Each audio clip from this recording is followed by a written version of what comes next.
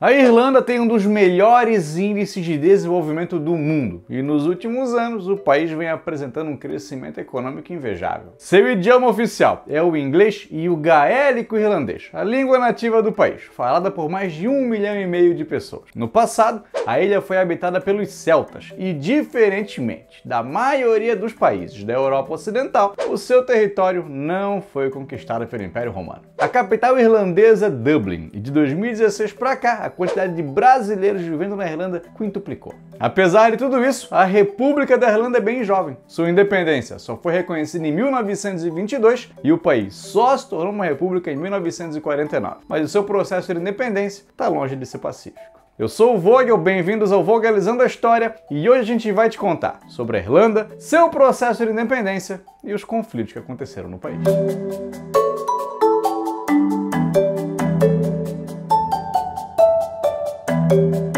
Toda semana o Vogelizando a História tá aqui no YouTube para te trazer um conteúdo diferenciado. Mas a gente não vive só no YouTube, cara. Aproveita para seguir a gente ali no Instagram também. Segue a gente no Twitter e confere o nosso material ali no TikTok. A gente também tem um podcast onde a gente fala sobre os bastidores aqui do nosso canal. A gente lê e-mails, responde comentários e tira dúvidas também. Se tu já conhece o nosso trabalho e gosta do que o Vogelizando a História faz, considere assinar um plano nosso ali no PicPay. Tu vais apoiar todos os meses, com 5, 10, 30 ou 50 reais, tu que escolhe o plano que quer assinar. Ou então, se tu quiser fazer uma doação esporádica de qualquer valor, a gente fica muito feliz. A chave é o nosso e-mail e tá aqui na descrição do vídeo. Vamos falar da Irlanda. Tu já deve ter ouvido falar no St. Patrick's Day, ou Dia de São Patrício. É aquele dia em que nos bares a galera se veste de verde e bebe mais cerveja do que o normal. Mas tu sabe de onde é que vem essa festa? Era uma homenagem ao padroeiro da Irlanda, o São Patrício, que faleceu no ano de 461, no dia 17 de março, o dia da festa. Nesse dia se usa verde porque, além de ser uma das cores presentes na bandeira do país, o São Patrício, segundo a tradição popular, utilizou o trevo para catequizar os nativos. Ele se aproveitou que os trevos tinham importância para os celtas e acabou fazendo referência à Santíssima Trindade. Há quem diga também que o São Patrício usava um manto verde e, quando ele morreu, pediu que brindassem a sua viagem ao céu com um golinho de uísque. O São Patrício foi um dos principais nomes quando se trata da cristianização dos irlandeses, mas disputas religiosas aconteceram por lá até o século XX.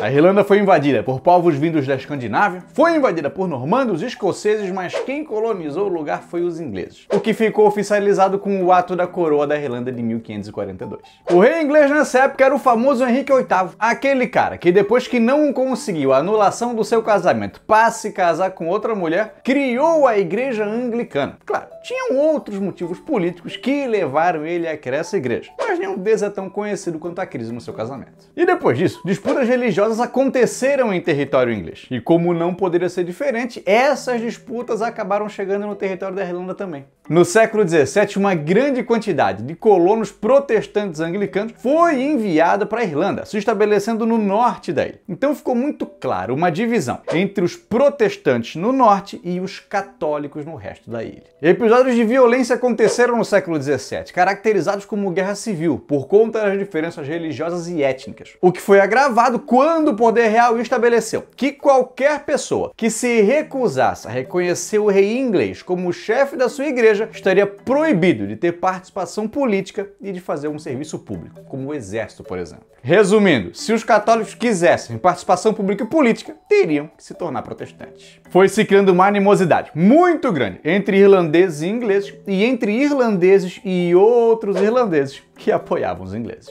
Foi nesse cenário de perseguição aos católicos e de pouco apreço pelos irlandeses que se passou o século XVIII. Mas no fim desse século, dois eventos aconteceram. O primeiro deles foi a independência dos Estados Unidos, que conquistou essa independência justamente da Inglaterra, que também era inimiga da Irlanda. O segundo foi a Revolução Francesa, que acabou com o absolutismo na França e mostrou que os reis poderiam ser derrubados por levantes populares. É aí que em 1791, na cidade de Belfast, é criada a Associação dos Irlandeses Unidos, que uniu protestantes e católicos insatisfeitos com a política contra o inimigo em comum, o governo inglês. A princípio, o objetivo da associação era conquistar direitos políticos, mas conforme as mudanças foram se mostrando modestas demais, o objetivo dos caras mudou para ser um corte na relação com a Inglaterra, criando então uma república na Irlanda. O poder político na Irlanda estava na mão de políticos que eram nomeados pelo primeiro-ministro inglês. E apesar do que muita gente pensa, existia um parlamento irlandês na época, que até tinha propostas que visavam melhorar as questões comerciais, que eram dificultadas por conta dessa relação colônia-metrópole. Só que o parlamento irlandês não era lá essas coisas também. Aconteciam poucas eleições, se podia comprar um espaço no parlamento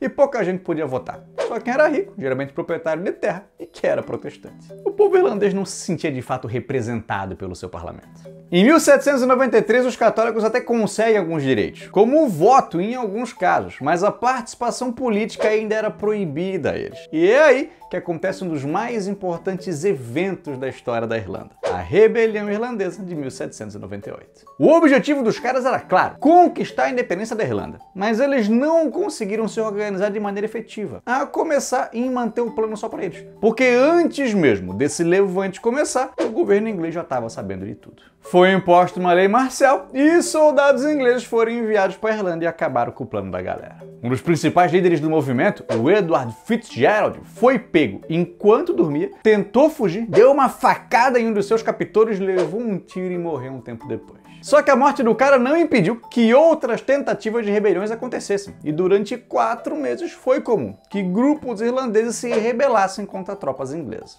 Uma pena que não houve um apoio nacional unificado, só em algumas regiões, o que fez com que a maioria desses movimentos fosse derrotada. Nos lugares onde essa insurreição conseguiu ter início, houve batalhas entre ingleses e irlandeses, mas os irlandeses mal armados acabaram facilmente derrotados. Um dos únicos lugares onde se teve um relativo sucesso irlandês foi no condado de Wexford, mas depois de um mês de batalha os caras também sucumbiram. E aqueles que se renderam acabaram executados pelos ingleses. Os irlandeses também fizeram execuções a grupos que apoiaram os ingleses anteriormente. Outro líder importante do movimento foi o Wolfe Tone, que lutou ao lado dos franceses que apoiaram os irlandeses. Só que o cara foi capturado naquela que talvez tenha sido a última tentativa de sucesso nessa insurreição. Antes de ser executado, o Wolfe Tone tirou a própria vida. Esse foi um episódio bem violento, podendo chegar até 50 mil mortes. O parlamento irlandês foi abolido e o país seria administrado direto da Inglaterra. Foi assinado o Ato de União de 1800, incorporando o Reino da Irlanda ao Reino Unido, e nasceu assim o Reino Unido da Grã-Bretanha da Irlanda, o que foi visto como um castigo aos irlandeses. E isso persistiu por todo o século XIX, que foi um século muito difícil para os irlandeses. Apesar de 1829 os católicos voltarem a ter direitos políticos, foi uma época de muita dificuldade social e de violência, sendo talvez a cereja desse bolo de desgraça a grande fome da batata da década de 1840. A estrutura social no campo era delicada e a maioria dos agricultores vivia da subsistência, não tendo condições financeiras suficientes para comprar outros alimentos que não fossem produzidos por eles mesmos. Muita gente vivia em terras alugadas que tinha como proprietários anglo-irlandeses protestantes que às vezes sequer viviam na Irlanda. O preço dos aluguéis era motivo de insatisfação e os caras também não curtiam muito ter que pagar o imposto para manutenção da igreja anglicana na Irlanda. É mole, cara. A pouca grana que os pobres tinham geralmente era destinado para o pagamento desses aluguéis. E quando esse pagamento não era honrado, os caras eram despejados sem choro e sem dó. Então, ao mesmo tempo que a população no campo aumentava, não aumentavam as oportunidades econômicas, o que fez com que essa galera ficasse cada vez mais dependente da batata. O que ninguém contava é que uma espécie de fungo prejudicasse a plantação de batata em toda a Europa. Cidades como Dublin e Belfast viram um aumento populacional bem grande de gente que buscava fugir do campo para fugir da fome. É aí que se vê muitos irlandeses fugindo do país também. Claro, já tinha gente saindo do país antes, mas durante a fome esse número foi potencializado e muita gente migrou, principalmente para o Canadá e para os Estados Unidos, onde os irlandeses foram vistos como brigões e como uma galera que gosta de tomar uma água que o passarinho não bebe. Estima-se que cerca de 1 milhão de pessoas perderam a vida na Irlanda nesse período, que até hoje é muito sensível para os irlandeses. A capital Dublin tem até esculturas em homenagem aos mortos. Há quem culpe a má gestão britânica pela fome, como há quem diga que ela foi só uma grande infelicidade que matou gente em toda a Europa. Mas na Irlanda, essa questão foi mais delicada, porque a batata era o único alimento que muita gente tinha. Em 1845, a colheita já foi mais fraca do que em anos anteriores, mas em 1846 a praga perdurou e a colheita foi mais fraca ainda. E o inverno daquele ano foi especialmente frio, fazendo o tifo e a disenteria se alastrarem e matarem centenas de milhares de pessoas. Pior ainda foi em 1847, quando muita gente ou já não tinha mais semente para fazer a plantação, ou achou que ia perder a colheita de novo e decidiu não plantar nada, ou então gente que foi despejada porque não teve como pagar os aluguéis. Em 1845, 6.000 pessoas morreram em asilos na Irlanda. Em 1847, já tinham sido 66.000. Algumas medidas até foram tomadas, como a retirada de tarifas em cima do pão, para deixar ele mais barato, e refeitórios foram montados com o objetivo de alimentar a população pobre por um preço mais baixo. O problema é que aí, gente ligada ao governo achou que isso criaria uma dependência do povo com o governo e achou que esse projeto devia ser descontinuado. Depois disso, houve pouca interferência britânica e os caras acharam que o problema ia se resolver sozinho. Mas não tinha outro alimento na Irlanda? Então, até tinha, mas a maioria deles era destinado às exportações e o governo decidiu não parar com as exportações. A grana investida na Irlanda foi para aumentar a segurança, porque se temia que a criminalidade aumentasse nesse período. Depois que o Major Dennis Mern, um proprietário de terras que expulsou pessoas de casa depois que elas não pagaram os aluguéis, foi assassinado por vingança dos seus inquilinos, outros proprietários ficaram com medo que isso fosse acontecer com eles e cobraram providências do governo, querendo proteção, que eles resolvessem alguma coisa. Para essa galera, solução era proteger os proprietários de terra, mas não alimentar os famintos. Por isso que muita gente acredita que por mais que o governo britânico não tenha causado essa fome, ela foi agravada por conta da estrutura social e política que existia na Irlanda do período. Vamos entender também que nem todo proprietário de terra foi um cuzão. Teve gente que entendeu que as vidas valiam mais do que dinheiro e organizaram ações, como sopões que visavam alimentar quem tinha fome. Quando a situação se resolveu, entre 12% e 15% da população tinha morrido. E por conta daqueles que fugiram, houve uma queda populacional gigante. Em 1840, a população irlandesa era de 8 milhões. Em 1900, era de 4 milhões. Atualmente, está quase chegando em 5. A segunda metade do século XIX viu nascer um nacionalismo irlandês, que começou a defender uma ideia de autogoverno, o famoso Home Rule, onde a Irlanda ainda faria parte do Reino Unido, mas teria autonomia política. Só que nem todo mundo curtiu essa ideia. Os protestantes no norte, por exemplo, temiam perder o protagonismo político e ser hostilizados pelos católicos. Então, quando o século XIX foi chegando ao fim e o século XX foi tendo início, ambos os movimentos, tanto os nacionalistas, defensores do Home Rule, quanto os unionistas, defensores do Reino Unido, começaram a angariar apoiadores e montar braços armados dentro dos seus movimentos. Uma dessas organizações era a Irmandade Republicana Irlandesa, que tinha como um dos seus líderes um cara chamado Patrick Pearse, que dizia que os nacionalistas tinham que se armar para poder se defender das garras opressoras dos unionistas. Esse cara já pensava em organizar uma rebelião que fosse livrar os irlandeses dos britânicos. Mas aí ela chegou. A Primeira Guerra Mundial. Só que isso não foi um problema não. Armas alemãs contrabandeadas chegavam em mãos irlandesas e se viu que a guerra poderia ser um momento perfeito para armar uma rebelião contra os ingleses.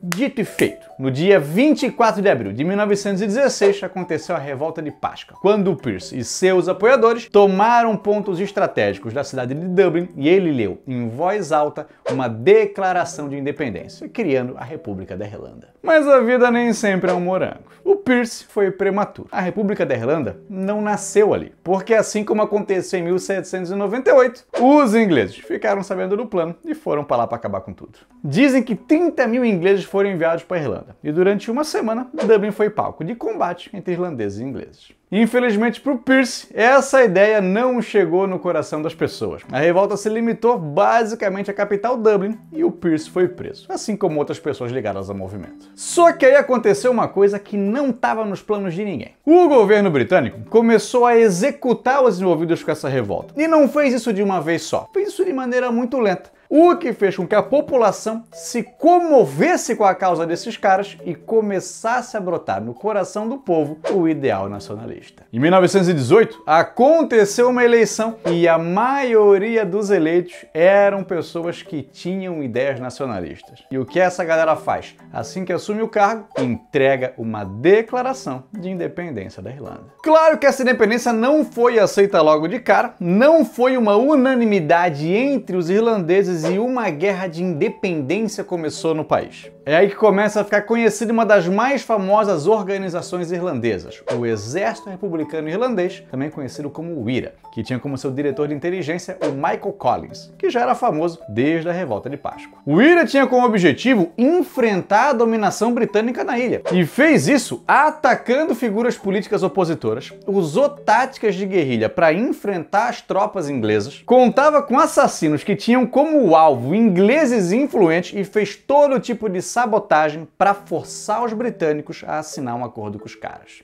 Claro que com o aumento da violência irlandesa, aumentou também a violência britânica. Os caras chegaram a enviar veteranos da Primeira Guerra Mundial para a ilha para manter a ordem por lá. Talvez o melhor exemplo dessa escalada de violência seja o Domingo Sangrento de 1920, que aconteceu como represália a um ataque bem sucedido do Michael Collins que acabou matando 15 britânicos. Integrantes do Black and Tans, uma tropa de elite britânica, invadiu um jogo de futebol gaélico, o esporte mais popular da Irlanda, e abriu fogo contra jogadores e pessoas na arquibancada. 14 morreram. É aí que em 1921, o governo britânico, já cansado dessa guerra e sofrendo pressões internacionais, e o IRA, já sofrendo com a falta de pessoal e de armamento, resolvem colocar fim a esse conflito. A Irlanda seria dividida. O norte ainda faria parte do Reino Unido e o Estado Livre da Irlanda teria sua independência reconhecida, mas teria o rei inglês como seu chefe de Estado, como hoje ainda acontece na Austrália, Nova Zelândia e no Canadá, por exemplo. O Tratado Anglo-Irlandês foi que colocou fim a essa guerra, mas o Estado Livre da Irlanda não teve paz, porque os caras tiveram que lutar uma guerra civil que durou quase um ano e foi tão brutal quanto a própria Guerra de Independência. Acontece que nem todo mundo queria manter essa relação com o Reino Unido, como por exemplo o Eamon de Valera. O cara se opunha ao Tratado Anglo-Irlandês, queria uma independência total e não queria ter que jurar lealdade ao rei britânico. Na visão do cara, a Guerra de Independência teria sido por nada se esse tratado fosse assinado. Mas o Michael Collins entendia a situação de um jeito diferente. Ele temia perder a Guerra de Independência e mesmo ainda tendo laços com a coroa e com parte da Irlanda ainda fazendo parte do Reino Unido, ele achava que havia sido uma boa conquista o reconhecimento da independência do Estado Livre Irlandês. O que aconteceu foi que o IRA se dividiu. Durante a Guerra Civil, o Michael Collins foi morto. O carro em que ele estava caiu numa emboscada e um tiroteio sinistro aconteceu, matando o cara. Outra liderança política importante, o Arthur Griffith, também morreu durante a Guerra Civil. Teve uma hemorragia cerebral 10 dias antes da morte do Michael. Mesmo assim, a guerra terminou com a vitória dos defensores do tratado. Eamon de Valera perdeu a guerra, mas sobreviveu a ela. O cara continuou atuante na política, estava lá quando a Constituição de 1937 foi promulgada e depois ainda serviu como presidente do país por mais de 10 anos. Depois de quase uma década de conflitos armados, a Irlanda passou por um momento de maior estabilidade. Em 1937, se declarou como república e em 1949 deixou a Commonwealth, cortando os laços que ainda tinha com o Reino Unido. E esse poderia ter sido o fim do episódio de hoje, mas os conflitos na Irlanda não pararam depois desse corte de relações. A minoria católica, que vivia na Irlanda do Norte, buscava por melhores condições de vida. E depois que protestos pacíficos foram reprimidos com violência, teve início uma nova fase, chamada The Troubles. Tudo começou com uma campanha por direitos civis. Os católicos pediam uma reforma na polícia e o fim da violência policial contra os católicos, uma reforma eleitoral que costumava beneficiar os protestantes e também o fim da discriminação de empregos, algo que os católicos também sofriam.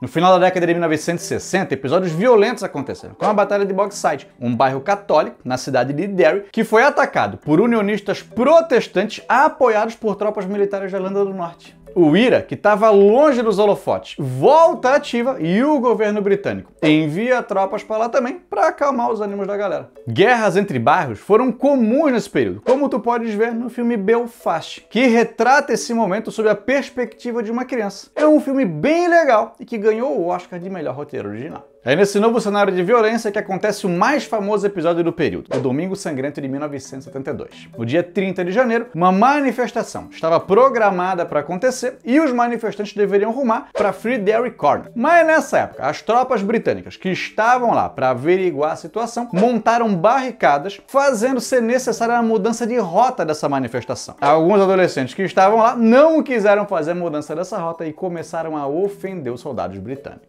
Os caras não souberam lidar com isso e a resposta foi dar tiro na cara dos manifestantes. 14 morreram, 14 ficaram feridos e não tinha mais como dizer que a situação estava sob controle. embora a opinião pública britânica tenha achado justificável esse ataque dos seus soldados.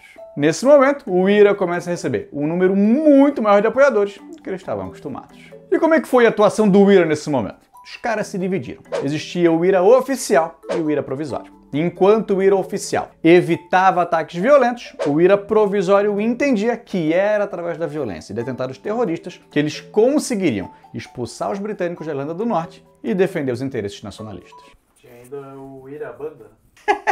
Tinha. Essa aí era a melhor de todas. Feliz aniversário! O IRA provisório foi bem mais atuante do que o IRA oficial, e a década de 1970 foi marcada por atentados. Entre os mais famosos estão do dia 21 de julho de 1972 em Belfast, que feriu mais de 100 pessoas, e o assassinato do tio do marido da rainha, o Lord Mountbatten. Mas o atentado mais famoso ainda estava por vir. Em 1984, foi plantada uma bomba no mesmo hotel onde estaria a primeira-ministra Margaret Thatcher. A bomba explodiu. Parte do hotel foi destruído, mas a primeira-ministra escapou sem ferimentos. Na década de 1980, as ações do IRA ficaram ainda mais famosas, principalmente depois que membros do grupo que haviam sido presos começaram a fazer greves que ficaram famosas no mundo inteiro. Acontece que os caras não se viam como terroristas, mas sim como soldados que lutavam pela independência do seu país. Então eles queriam ser tratados como presos políticos ou então como prisioneiros de guerra. Eles se recusavam a usar o uniforme da prisão, porque isso os caracterizaria como os criminosos que eles não consideravam ser. Às vezes usavam só cobertores em cima dos seus corpos, se recusavam a sair das celas alegando violência policial, cagavam no chão e esfregavam a bosta pelas paredes e fizeram greves de fome. Considerando a sua prisão algo desumano, um cara chamado Bob Sands, que já fazia parte do IRA desde que tinha 18 anos, agora ele tinha 27, começou não a primeira, mas a mais famosa das greves de fome. Houve uma repercussão internacional em cima do caso e, vendo que o Bob era um cara popular, se sugeriu que ele concorresse a um cargo na Câmara dos Comuns. E não é, que o cara foi eleito. Isso foi um tapa na cara da política britânica. Mas o Bob Sands, nas condições que ele estava, não conseguiu ir muito longe. Porque depois de 66 dias de greve de fome, o cara acabou morrendo, completamente debilitado, surdo e cego. Mais de 70 mil pessoas foram no funeral do cara e o caixão dele foi envolvido com as cores da bandeira da Irlanda. E tu sabe, o que o governo britânico fez a respeito dessas greves de fome? Nada.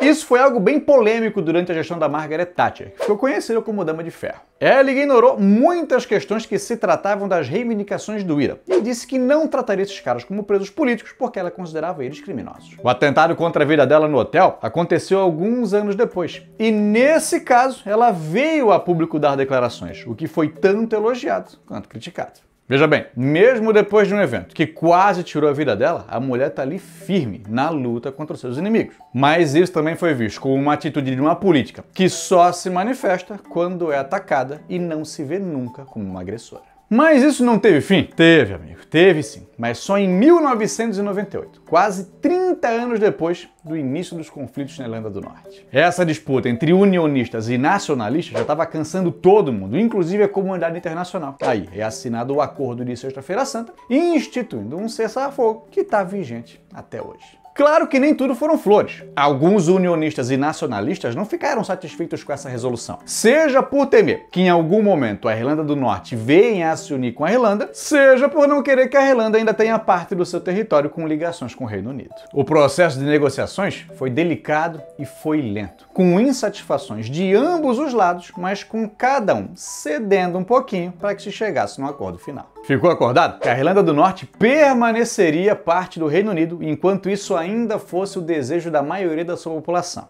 E o acordo precisou ser aprovado por um referendo, que passou tranquilo. 94% da aprovação na Irlanda e 71% da aprovação na Irlanda do Norte. O IRA anunciou o fim da luta armada em 2005. Apesar de uma nova divisão do grupo, o IRA Real ainda está em atividade, assim como outros grupos, incluindo unionistas. Divisões entre unionistas e nacionalistas ainda são comuns na Irlanda do Norte, assim como divisões em bairros da cidade, mas episódios de violência religiosa já não são mais tão comuns, o que não quer dizer que eles não aconteçam. Apesar dos pesares, se vive um momento de tranquilidade e prosperidade na Irlanda. Mas esse período, que a gente conhece como The Troubles, custou mais de 3.500 vidas e foi um dos momentos mais tensos do século XX. Tu provavelmente conhece alguém que foi para a Irlanda recentemente. Então faz o seguinte, manda esse vídeo para essa pessoa, compartilha conhecimento. Caso tu não seja inscrito no canal, se inscreve aqui no Vogalizando a História. Toda semana vai ter vídeo novo para ti. Curte o vídeo, deixa um comentário para gerar engajamento e segue a gente também nas redes sociais.